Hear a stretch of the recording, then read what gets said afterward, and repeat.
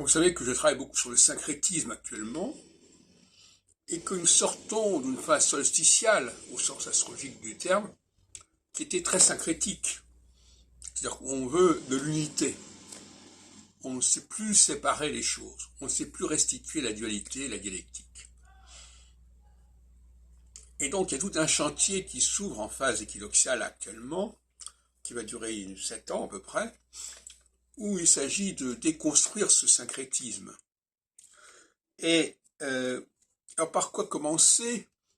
Eh bien, tout simplement par la notion d'homme, d'être humain. On parle aujourd'hui, les gens, il y a une espèce de double discours. À la fois, on part du principe que les hommes et les femmes c'est pareil, que ça vaut la même chose, que ça s'équivaut pleinement. Et puis en même temps, les gens ont l'impression quand même qu'ils savent de quoi il s'agit.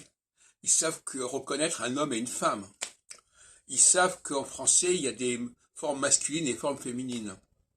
Mais c'est une sorte d'illusion de savoir. C'est-à-dire qu'on voit qu'effectivement, oui, il y a un homme et une femme. Oui.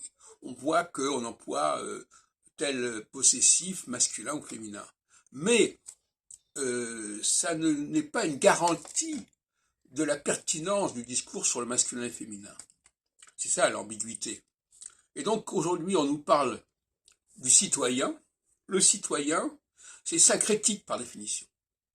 Le français, un français, c'est syncrétique. Ça couvre des choses les plus diverses sous une seule appellation.